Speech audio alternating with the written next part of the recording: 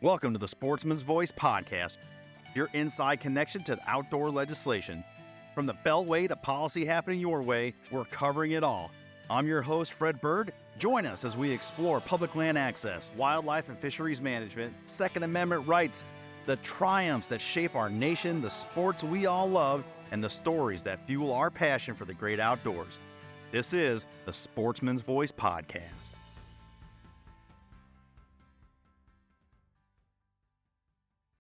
Happy New Year, everybody. Welcome into 2025. This is the first Sportsman's Voice feature episode of the new year. Welcome back, everybody, and thanks so much for tuning in. I hope you had a great end of your 24 and a fantastic jump off point for 2025. We're glad to have you back. Um, with a new year, we have new legislative sessions kicking off, and I thought, why not bring on our vice president of policy, Brent Miller? You've heard him before, and let's just kick the year off with what we are doing here at the organization at the state level. Kind of have a look back at the end of 24, lessons learned, trends we saw, and how we're preparing to service our state legislative sportsmen's caucuses in our NAS network, and how we're working with them and our new leadership in the Government Sportsmen's Caucus, as well as all of that coming together to help influence good policy on the Hill on the heels of some victories. Just last week, laws getting signed by the president on the end of the 118th. So all of that we're going to get into. But first, welcome Brent. Welcome back to the show, and glad to have you. Thanks, Brad. Yeah, great to be here. Glad to be on again, and glad to be working with you as we hit the ground running here for a new year, and came back energized and recharged and ready to go. So we're excited. We, I think, as I said on the our first Sportsman's Voice roundup yesterday, that we are going to be gainfully employed, and that's evident already as a lot of pre-filed legislation just this very morning or yesterday morning, rather, as this episode drops, has taken on sponsors, and we are rocking and rolling already, and preparing to engage as we always do. Yeah, absolutely right. And I think as I went into our tracking system the other day, already just a couple days into the new year, we're already looking at over 10,000 pieces of legislation and regulations when you combine the two. That have something to do with the issues that we care about. And it's just a tremendous amount of information out there and ideas that we need to sit down and evaluate and take seriously in terms of which ones we're going to be engaging on and build some strategy around that. Yeah, for sure. Let's go back in time a few weeks here. Let's just talk about how we ended up as a team, as an organization, and what we engaged on in 2024. Obviously, we had the big, sexy issues, if you will, with Prop 127 being defeated, and then Florida getting Amendment 2 passed. But really, as we go through the year and we talk about on this program, the power of NASC, the power of our state legislative sportsmen's caucuses, and ultimately how all of this stuff at the state level really has the most direct effect on our listeners, on our members, and then on sportsmen and women in totality. Like, let's break down some of those numbers at a kind of a 40,000 foot view, and we can talk about some trends as we're moving into this legislative calendar. Yeah, absolutely. So, and last year, just summarily, it was an absolutely tremendous year for us as an organization, and certainly within the state's program team, who is doing the vast majority of the policy work at the state level. Which, as you said, it does impact people in a way that you know federal legislation just simply doesn't. Federal legislation does have an impact, and you'll feel that in terms of land management decisions and migratory bird decisions and things of that nature. But the vast majority of wildlife species in this country and the vast majority of fish and wildlife management decisions are made at the state level. And so that's really where the rubber hits the road. And that's why this NASC program that we've built over the last 20 years is just so incredibly important for continuing what we all love to do into the future and for future generations. And last year, we hit a high watermark in terms of membership in NASC, which is just fantastic. We had, I think we closed the year at 2,482 legislators. So Wow. over a third of all of the state legislators currently in office in the country are now members of the Sportsman's Caucus. So stepping up. They're showing that they're interested. They want to know more about these issues, and we're here to educate them. So we look at ratios, the pro versus the anti stuff, and also considering we had a major presidential election cycle. How do those numbers all shake out, and what can we report back to the people? Yeah, so we last year, which is really only the second time in the last, I think, 9 years we've been collecting this data, saw a higher percentage of anti-sportsman bills introduced than pro-sportsmen. And funny enough, the only other year that that was true was also a presidential election year. So you can draw some informal conclusions around the political grandstanding that takes place in those big election years and people wanting to make a statement with the bills that they're introducing. But thankfully, through working with the Sportsmen's Caucuses, the passage rates tell a very, very different story. Even though we were working in an increasingly hostile environment, really in all states across the nation last year, at the end of the day, we ended up with a pro sportsman passage rate of over 24%. I think it was 24.6% of all pro sportsman bills passed and were signed into law. And the anti sportsman bills were only 7%. So even though, yeah, we're seeing a lot of those bills introduced, they're not getting across the finish line in the same way that our priorities are. And I think that's a testament to the work that you all do on the state's program team and obviously the work of our elected officials who are really the ones casting the votes.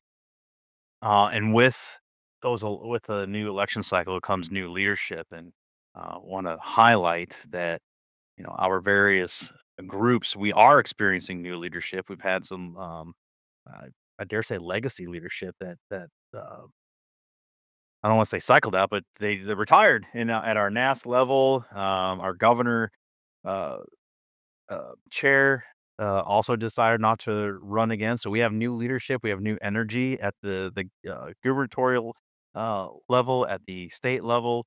Um, you want to just talk about the energy we saw at the summit, and then leading into the new leadership that we're getting ready to work with here.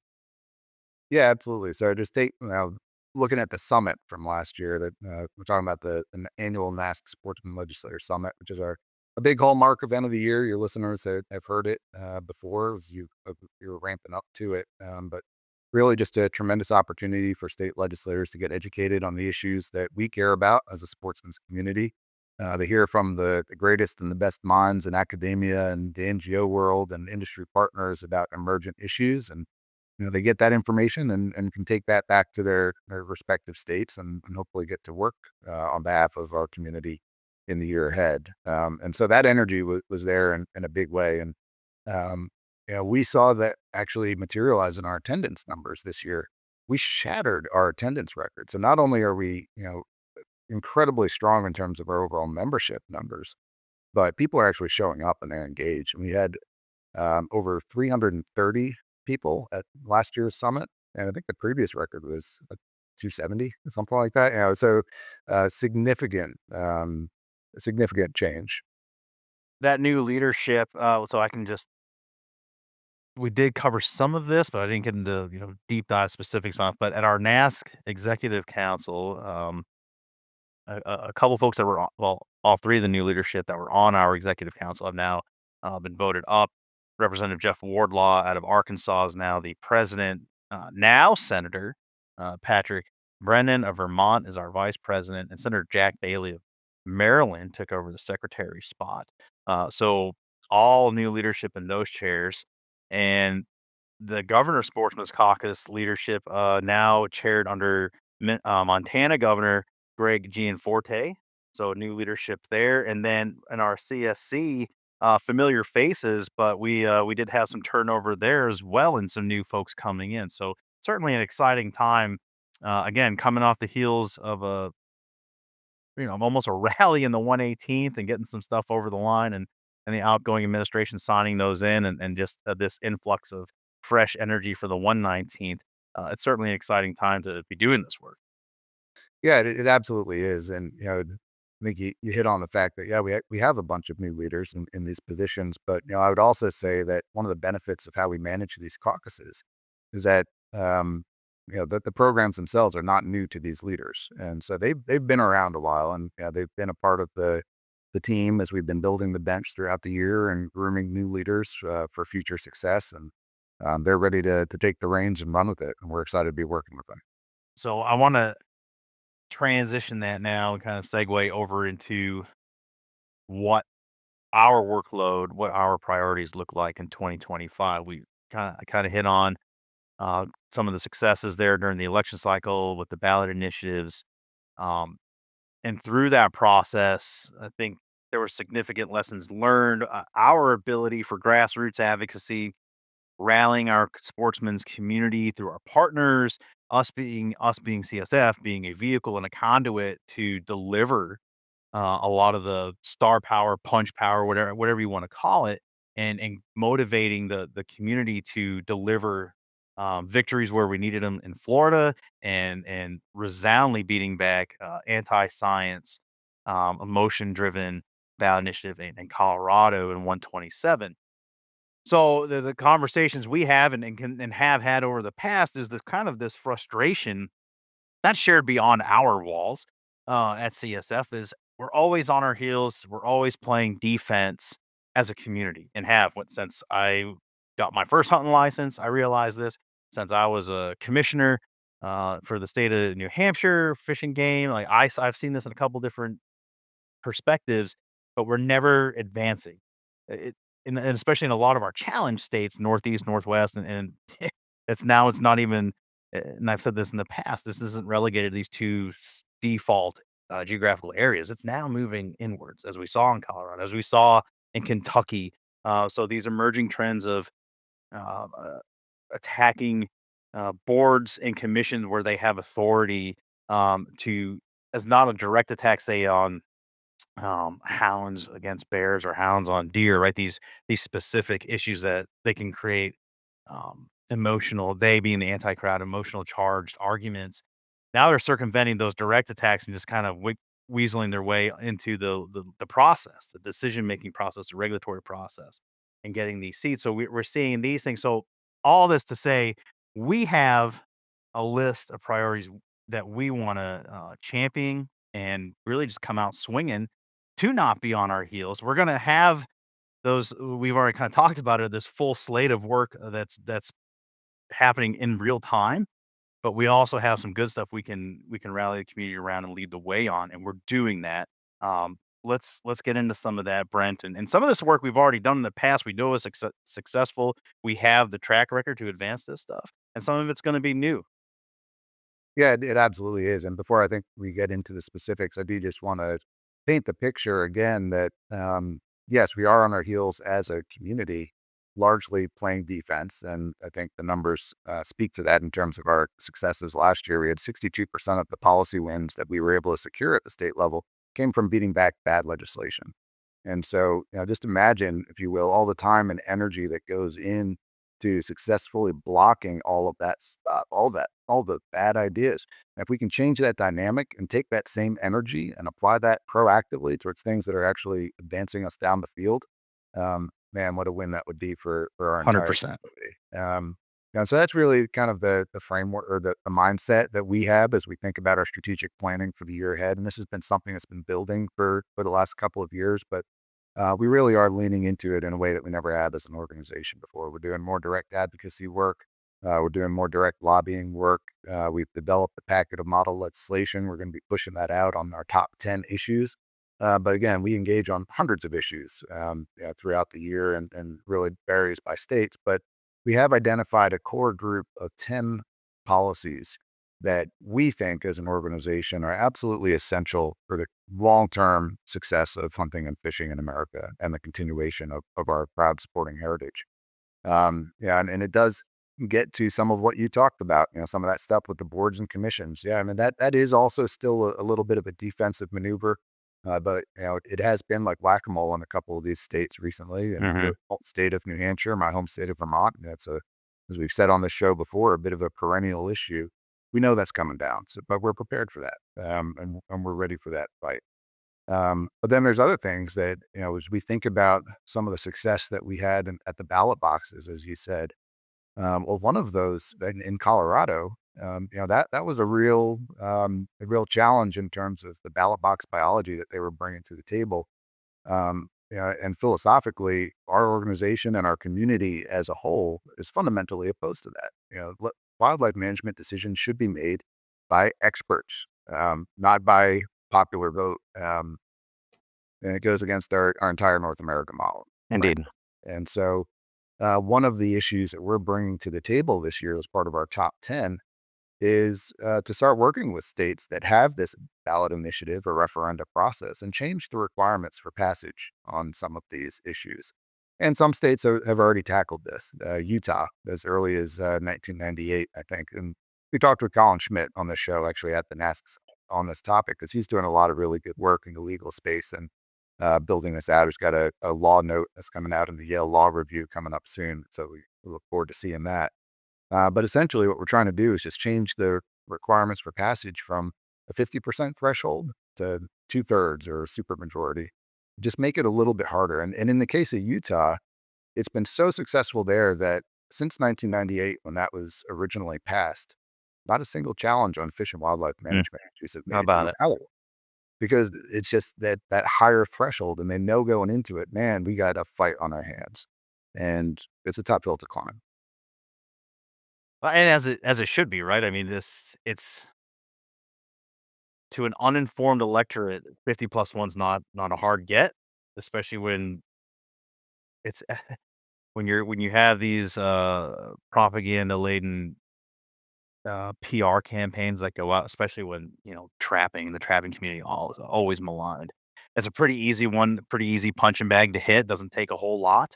But yeah, increasing that benchmark there and making them have to work for it. Like let's have that fight. Let's go to toe.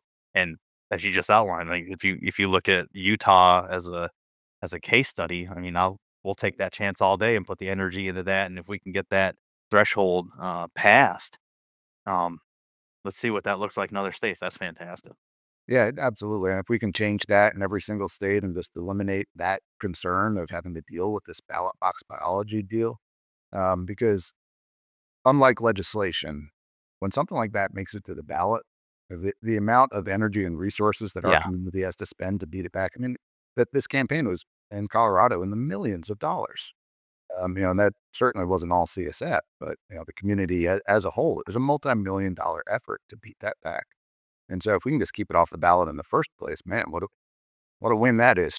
Yeah, well, and to your opening point too, right? About us being proactive, if we can take that time and energy and put it into stuff that are good wins and good policy passages for our community. I mean, that energy transfer is huge.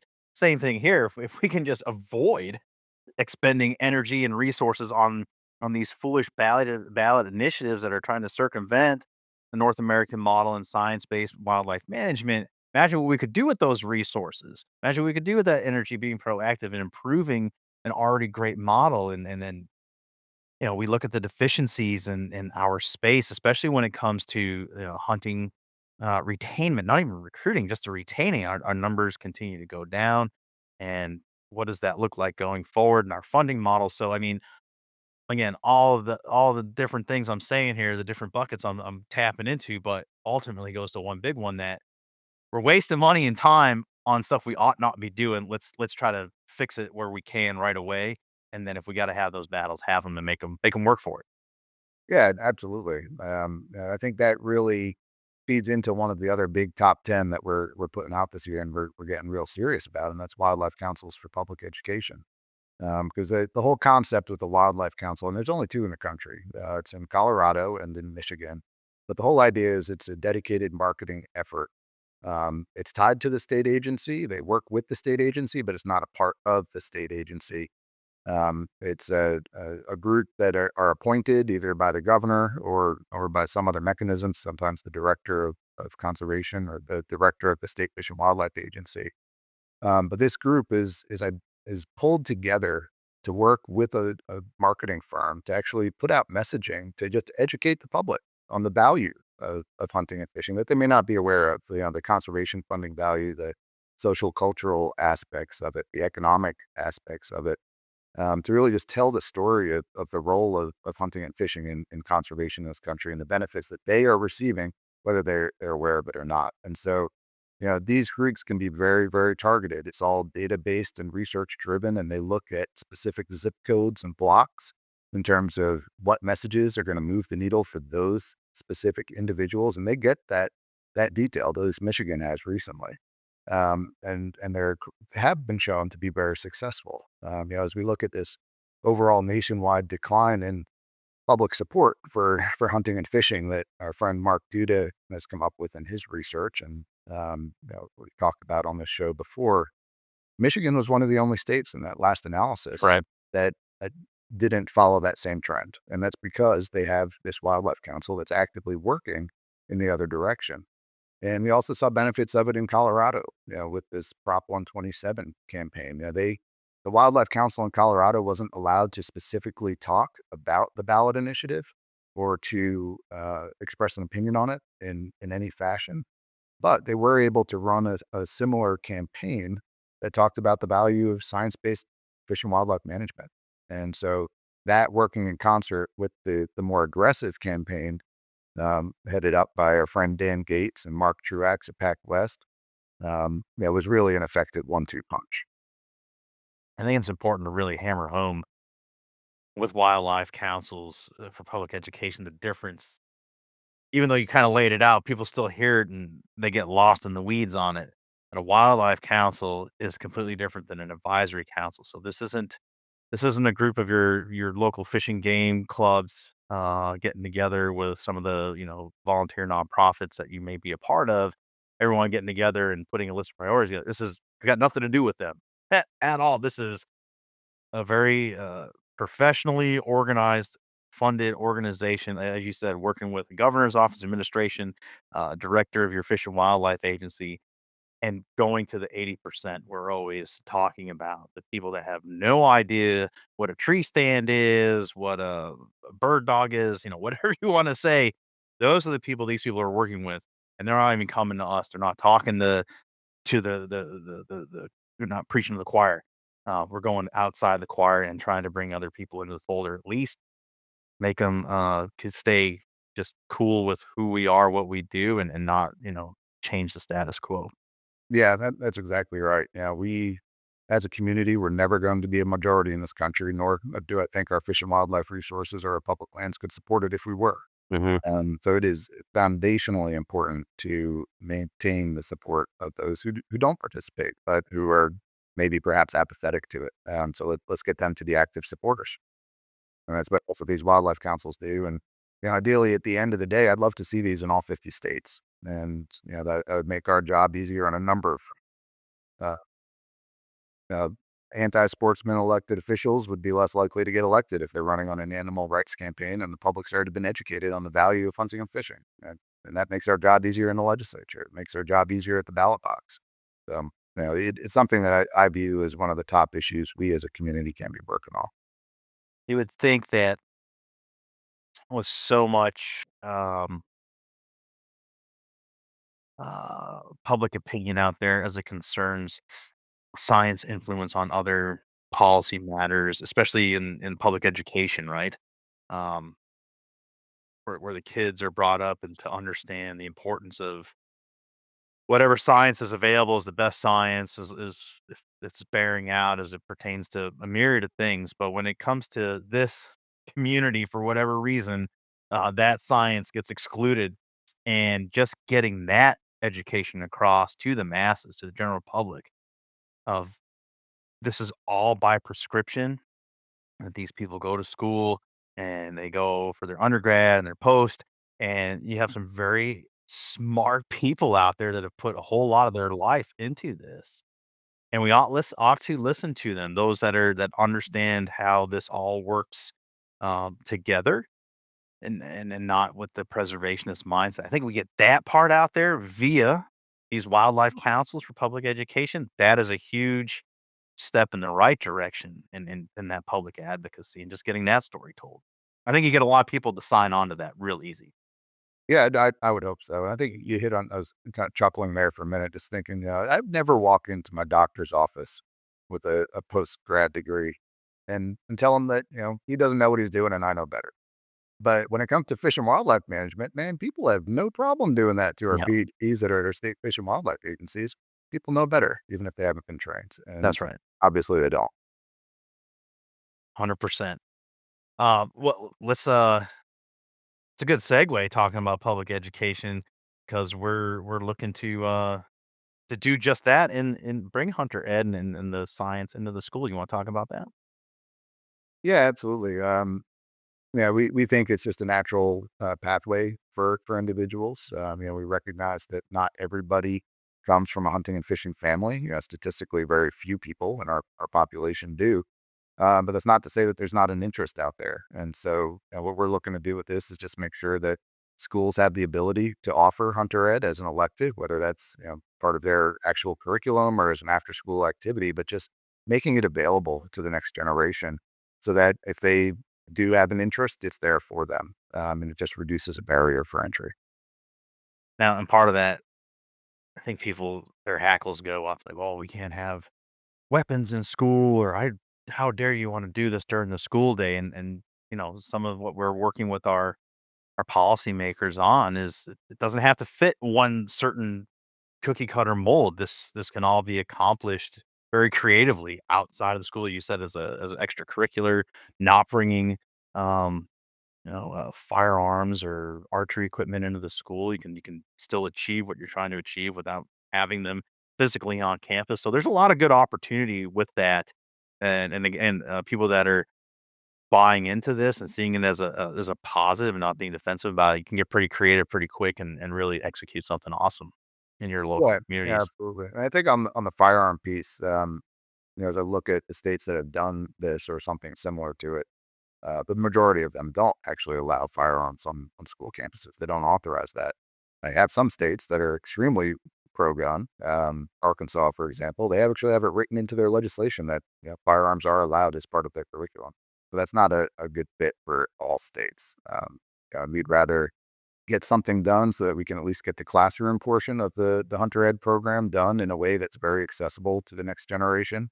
And, from there, if they have an interest, then they have to go elsewhere to take a field day or do the practical for those states that do require a practical. That would be the next step for them. I'll tell you, locally here in New Hampshire, Fish and Game Department has, with the cooperation of 4-H and I think UNH, the University Cooperative Extension, some people come together and they put on these special camps up in Berlin, New Hampshire, Camp Barry, and some other things during the summer for kids for middle school age, and even some high school age stuff. They're very competitive. Kids got to submit an application. They got to put a little um, paper together why they're interested and what their interest is. Anyway, you get these kids that put in for it. They go up, they get selected. They go to these camps that are either hunter ed focused or just outdoor rec focused, fishing focused, whatever it is, and you see this little collection of kids, like, I'm saying this because I dropped my son off last summer, he was lucky enough to go, and they none of them look like they'd fit the mold, not a one of them. Either they got the broccoli hair or, whatever the current trend is, they don't look like they would fit, and then you come up, 5 days later, whatever it is, and none of them wanna leave. They all wanna tell you about the 22 they shot at the range, the archery experience they had, the camp out they had overnight. So, again, here's a little small case study here in New Hampshire that given the opportunity, and this isn't even in the public education system, but if given the opportunity, how many young people would latch onto that? We're always complaining about the screens and the constant battle, parents are having with kids and getting them off that and getting in nature. Well, here's a hell of a way to make that happen, and you can work with your local representatives at your state level to make this happen. Yeah, absolutely. And when you get them hooked, like you and I did, for ourselves, I mean that creates an entire lifestyle of being outdoors. It's not just during hunting season, but all year long that you find yourself outdoors, whether it's scouting, over the summer months or shed hunting, or you're out turkey hunting in the spring. And I'm looking more for morels because I'm a better morel hunter than I am. Anyway, you have this outdoor lifestyle that, to your point, it's getting you outside, it's getting you away from the screen. And to the extent that we can facilitate that for the next generation, whether that's in school or through the great program that you're talking about. We have a similar program here in Vermont, Vermont conservation camps, and absolutely great program. And actually, to the credit of the Vermont Legislative Sportsmen's Caucus, they typically take some of the proceeds that they make from their annual reception and they send it to that camp to make sure that the kids can continue to get out there. That's outstanding. We have that reception coming up if you are listening in Vermont. More to come on that February 6th in Montpelier, but personal plug, taking my liberties. Brent, staying with the school theme here, let's talk about college student licenses. This has been successful in some of the states we've gotten past. You want to break this down for the audience? Yeah, absolutely. I don't have the numbers in front of me, but off the top of my head, I believe we've gotten it done in about 29 states so far. So we're over the majority mark on the country. Essentially, what we're trying to do here is just if a kid has an interest in hunting and fishing, or perhaps already is a hunter or angler, regular license purchaser as they come up through high school, let's keep that going for them when they get into college, so that we don't lose them in those 4 years in college, and then they come out the other side, and they have hopefully a job and a little bit more financial autonomy and some freedom and some time to pursue their activities, and they can get back to their passions. But to maintain that during the 4 years, what one of the barriers has been that we've identified is that the out-of-state license costs often, particularly out west, significantly more than the in-state costs, and that's a financial barrier for cash-strapped college kids. It certainly was for me when I was in college. Mhm. Um, yeah, so what we're trying to do here is just take that rate of license for the college students and drop it down from the non-resident rate and essentially count them as residents for the time that they're in school, provided it's a full-time program that they're involved in. And I think beyond the retention part of that R3 equation, which we're achieving with this, the other part to this is I think about is states where, especially coming off the heels of an election, college students, out of state residents are allowed to vote in some states as in that state where they're going to school. So it reasons to me that if you're allowed to vote for the policies that you're a temporary resident of, that I'm a full-time resident of, using New Hampshire as an example. So if kids at UNH are going to the polls, they're voting on stuff that's going to affect me. They could take off from New Hampshire in 2, 3, 4 years, go back to their home state and never have to live a result of the consequences of their vote. Um, I guess if they can vote, they should be able to appreciate in-state resident fees. It's the way my mind works and the way I'm getting there. But again, if we're giving them the ability to vote as a resident, they should be able to appreciate resident fee. Continue on. And well, and even that aside, the fact that they're spending tens of thousands, sometimes hundreds of thousands of dollars within a state, they're contributing to that state already. And so giving them a break about a couple $100 or $50 or whatever it ends up being, depending on the state, to knock them down and just make it a little bit more affordable for them, I don't think is too much to ask. Yeah, I know. Especially when you look at the price of a latte or hell, even a can of beer at some of these college dive bars. It's not like it was 20 some odd years ago for us. Not that I mean to date us, but anyway. I think I'll be aging myself with remembering the dollar pitcher night, wing They nights. I think those days are past. nickel hot wings and dollar pitchers. None of it very good. Um, Staying with this, let's take another segue going from licenses. Let's go into license reimbursement model. This is obviously a subject the audience that's been around our program has heard a lot of, but for those that are new, essentially what we're talking about is reimbursing for free and or discounted licenses, and even in some states, um, lifetime licenses. So there's a depreciation of value if somebody's buying a lifetime license for their kid at a very cheap rate. Anyway, I'll defer to you, and you can break this one down as well. Yeah, so the big challenge that we see with this is when the legislature comes in and decides that certain groups are deserving of giving them a free license. And oftentimes, frankly, they are very, very deserving groups. I mean, we're talking about our seniors, we're talking about our veterans, our active duty military, our first responders. Yeah, these people give a lot to our society and they deserve a lot. And what we're trying to do with this legislation is not to say, hey, you shouldn't give these benefits to those groups. But if you are giving those benefits to these groups, just let's make sure that that money still goes back into conservation in some form or fashion. And so It's allowing the legislature to continue to give those free licenses, but the license revenue is essentially just coming from the general taxpayers and going to the state agencies. So that allows the state agency to keep their coffers full in terms of the license revenue. It also allows that agency, perhaps more importantly, to leverage those license dollars in a 3-to-1 ratio against federal match through the Pittman Robertson or Dingle Johnson programs.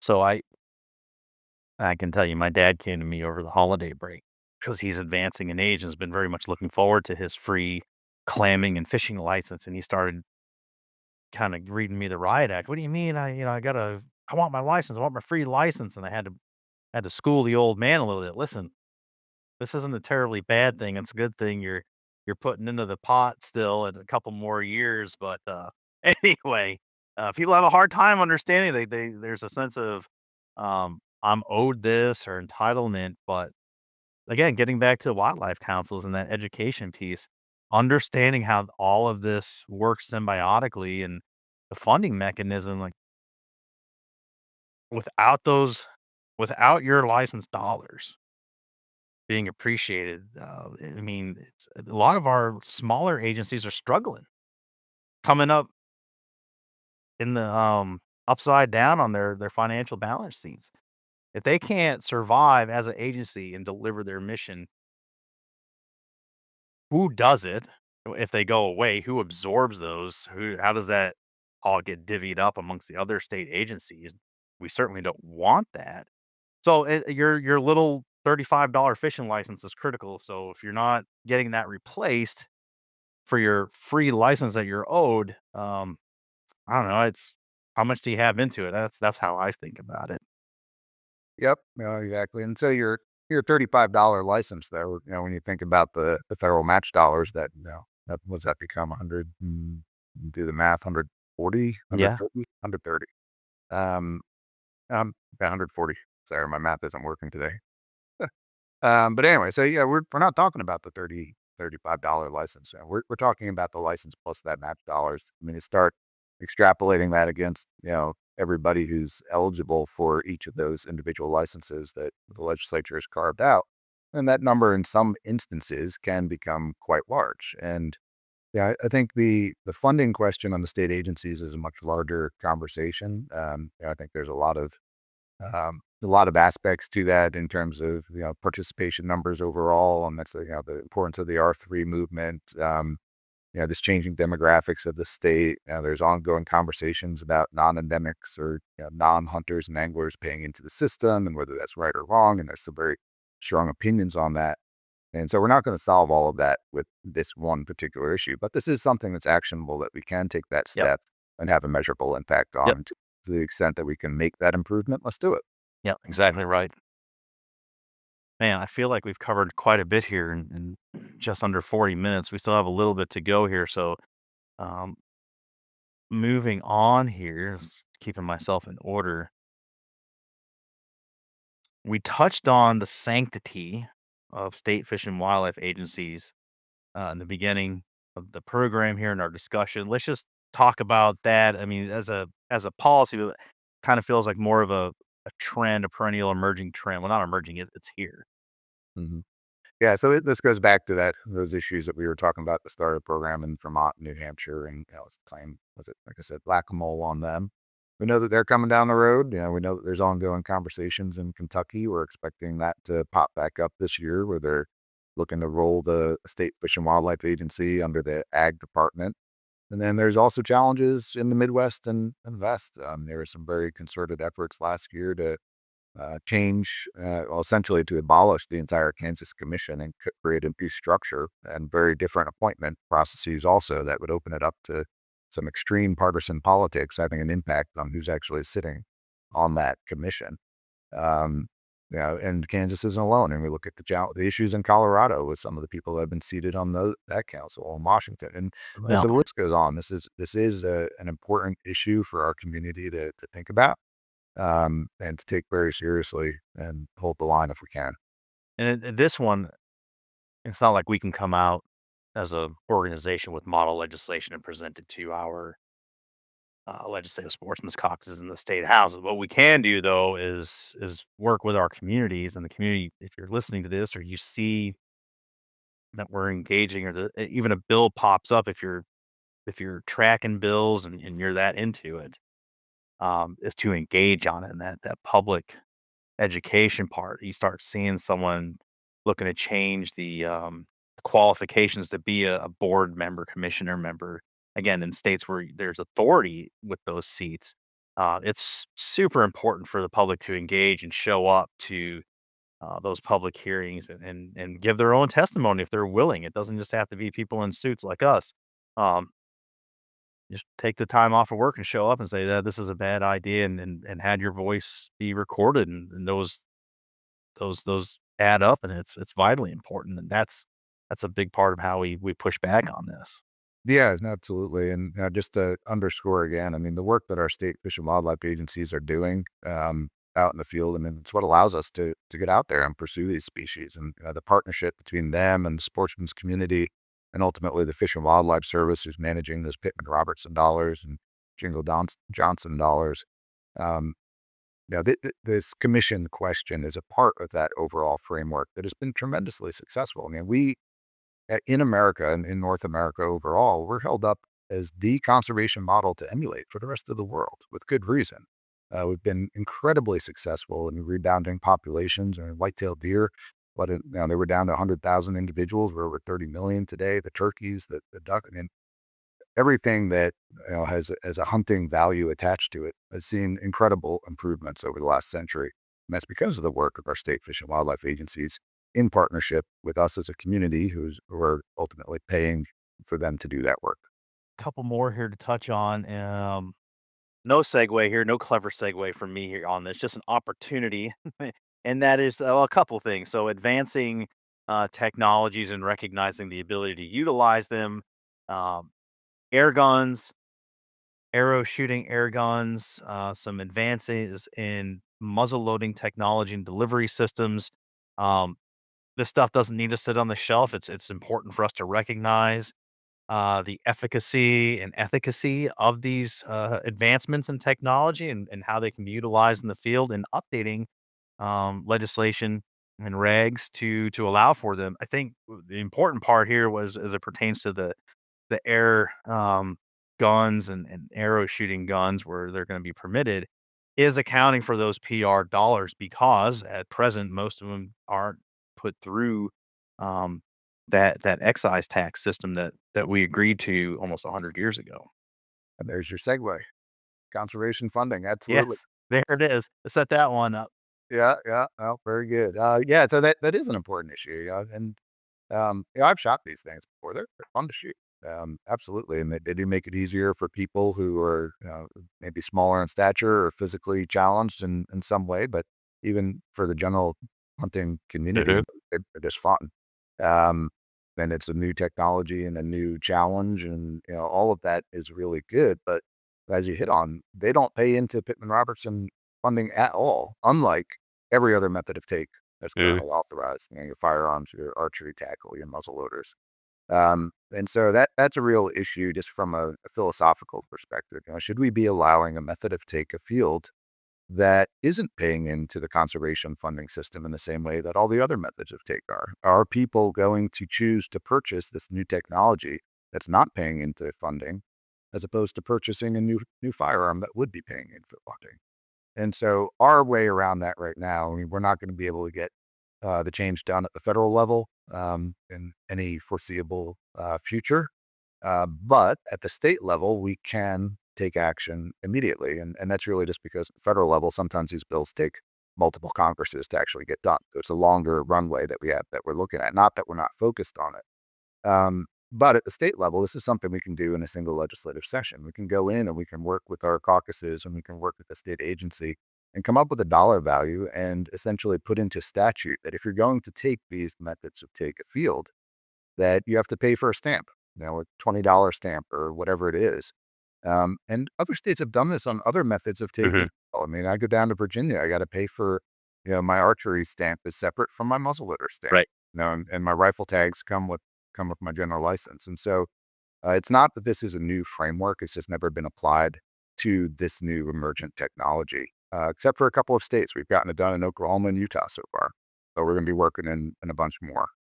We gotta get them authorized as methods of take first to get there, but in doing so, in New Hampshire, we already got a bill that's gonna be that was introduced last session. We covered it, recognized the shortfall and missing the funding mechanism, got that updated, so that's gonna be dropped or is dropping, already, and we're gonna work to get that passed up here, so there's gonna be other states as well. So, um, getting back to the segue, I think this is gonna wrap us up here, as we talk about our push to secure National Hunting and Fishing Day proclamations, um, that talk about and show the fruits of that American system of conservation funding and educating on that.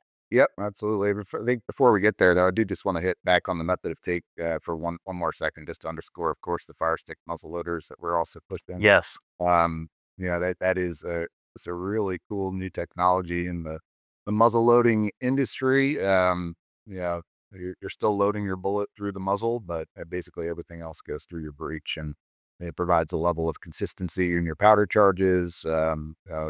Reduces issues with water getting into your powder and things like that, which have plagued hunters in ill weather for decades. And so we think it is a notable advancement, and we're working in a bunch of states to actually get that authorized. And it is authorized in a lot of states already, but in a bunch we do have to go back in and just get some very minor tweaks on some of the definitions of what a muzzle loader is. So we're going to be taking a look at that for sure. And then also just on the method of take, I would say firearms are an incredibly important focal area for the organization. And unlike a lot of sportsmen's organizations, recreational shooting is a pillar of our mission statement.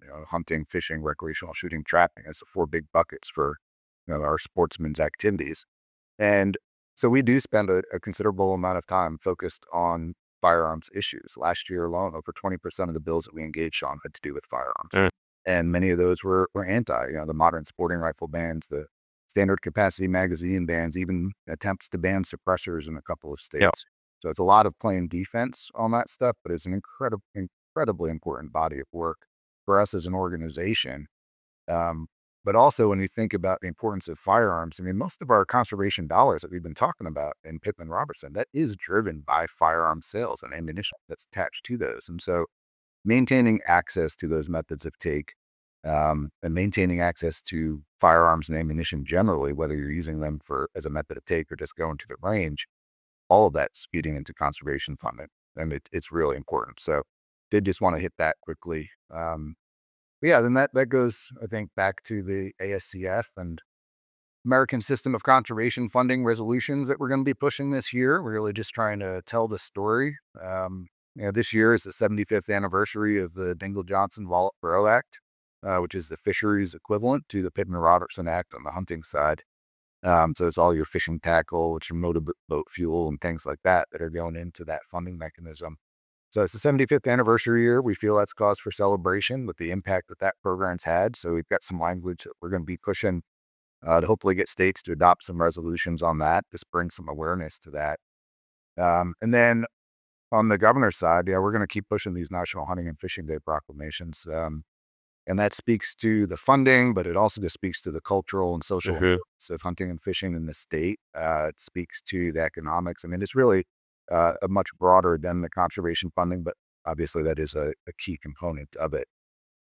Last year, we were incredibly successful. We hit our high water mark at 44 governors that issued proclamations, which was the highest that we've ever gotten as an organization before. So we're going to keep driving that forward. And again, it's an opportunity for governors to recognize, hopefully in a public way. We do hope that there's some press attached to it, if not an event that might be hosted by the State Fish and Wildlife Agency, just to bring some awareness to what hunting and fishing actually means for everybody in the state, whether they recognize it or not. For sure. Um, the listening odds can probably do the math on some of the remaining if they could guess. We did publish it, so it's public knowledge, but I remain optimistic on at least one of those states. Um, Sometimes it's more procedural than perceived, no's right away, so, um, I'm optimistic that we can get that up to 45 this year and heck, maybe even one more, so, no, these are great opportunities to recognize the entire community and what we continue to do as all the people we've talked about, sportsmen and women, recreational shooters, anglers, hunters, and how it all contributes. And even outside of those PR dollars, what that means for a lot of states like where we live, the ecotourism that our economies are based on. Um, and the residual, economic impacts of hotel stays and food and beverage and having to stop into a store and gather more gear because you forgot something or just couldn't get it on a plane or, whatever it was. There's a lot of extras that our community contributes to your local communities, that Yeah. often don't get initially reported, but there are some measuring mechanisms that come out every once in a while. Anyway, I all that to say, we're doing a hell of a job and a heavy lift for the entire population. And there's a small number of us doing it. We're happy to do it. Yeah, absolutely. And just on that point on the economics, I think it's safe to say both in Vermont and New Hampshire, there's some towns, particularly up north, that the hunting and fishing weren't a thing. Those towns would look very, very different. And we're seeing that in some areas in northern Maine too, right? And across into the Midwest. So yeah, there are entire rural communities that are supported and essentially existing because of that influx of hunters that and anglers that come in. Yeah, no doubt. One last issue I kind of glossed over, but I wanted you to peel back a little bit on it, and that is our no net loss policy and kind of break that down for the listeners.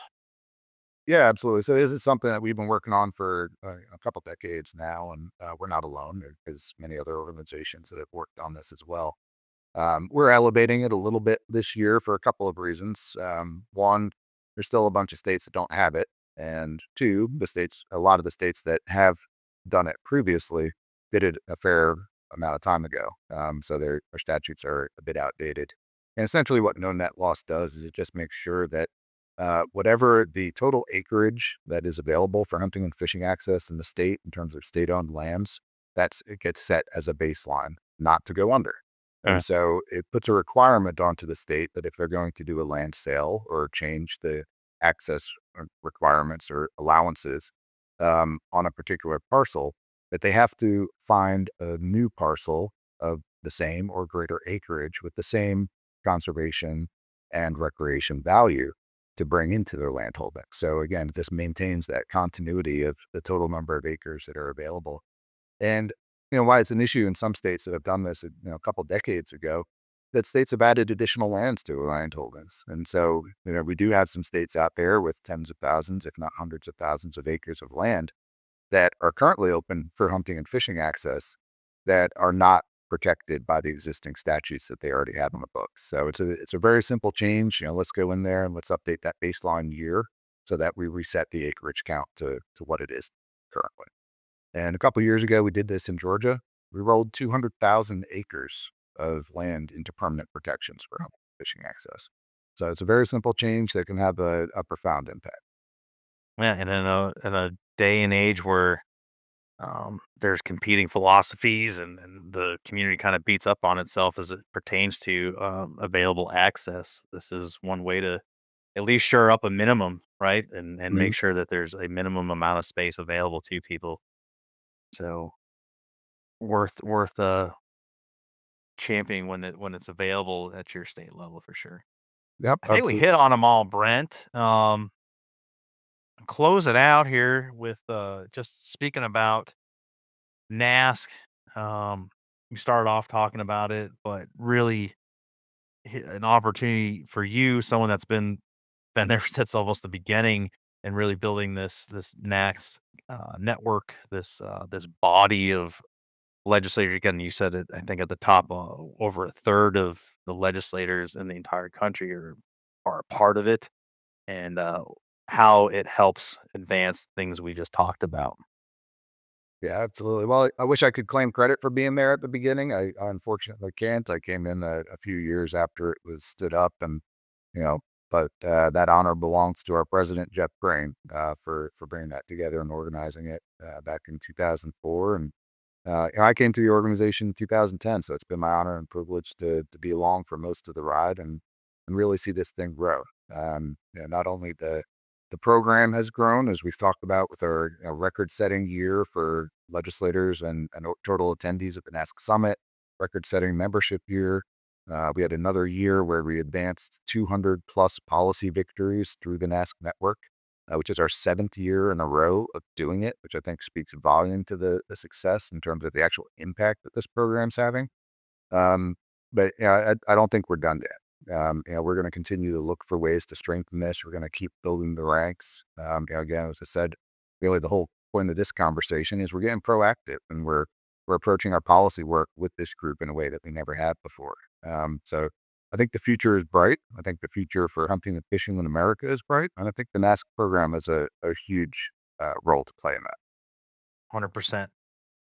Brent, I appreciate the time. I'll give you the opportunity for any closing remarks, any closing thoughts outside of our conversation here, and we can put a bow on it for first one of 2025. Yeah, just a little personal check in with you. I didn't hear as we came back from the holiday break. You have any hunting or fishing resolutions this year? Well, sir, I do believe there's going to be some fun opportunities halfway through the year that we'll keep under the hat right now, but when the time comes, we can report on it. Yeah, no, we're gonna travel the country a little bit in the spring for turkey as I often do.